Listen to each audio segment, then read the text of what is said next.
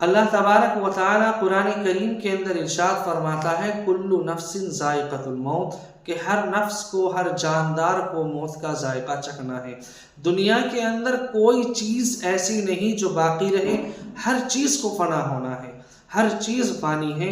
باقی اگر کوئی چیز رہنی ہے تو صرف اور صرف اللہ تعالیٰ کی ذات ہے۔ اب جب ہمیں یہ بات معلوم ہو گئی کہ ایک نہ ایک دن اس دنیا کو چھوڑنا ہے، تو یہ بات بھی جان لیجئے کہ جب انسان اس دنیا سے جاتا ہے تو اس کے تمام اعمال منقطع ہو جاتے ہیں۔ اگر وہ زندہ ہے تو نمازیں بھی پڑھ رہا ہے، روزے بھی رکھ رہا ہے، حج زکوٰۃ بھی دے رہا ہے، لیکن جب وہ مر جائے گا تو یہ تمام چیزیں اس سے ختم ہو جائیں گی، منقطع ہو جائیں گی۔ صرف 3 اعمال ایسے ہیں جو انسان کے مرنے کے بعد بھی کام آئیں گے۔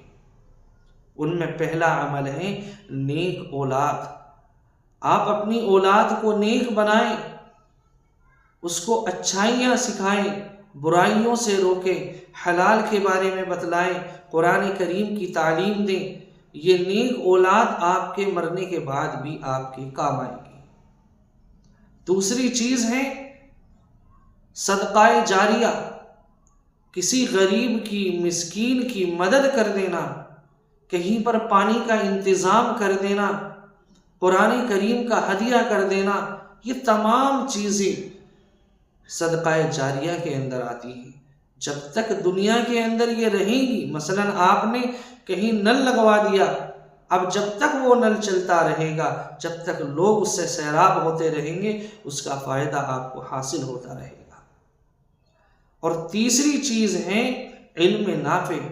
آپ نے جو علم سیکھا، جو علم دین آپ کے اندر آ چکا، آپ نے اس علم دین کو دوسرے لوگوں تک پہنچایا، پھر ان لوگوں نے آگے منتقل کیا۔ اس طرح یہ علم کا سلسلہ چلتا رہے گا۔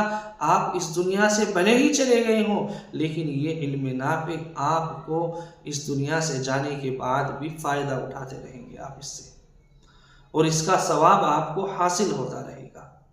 تو یہ 3 چیزیں ہیں، نیک اولاد، صدقہ جاریہ، علم نافع۔ یہ 3 ایسی چیزیں ہیں جو مرنے کے بعد بھی انسان کے کام آئیں گی۔ اللہ تعالی ہمیں ان تینوں چیزوں پر عمل کی توفیق عطا فرمائے، آمین۔ السلام علیکم ورحمۃ اللہ وبرکاتہ۔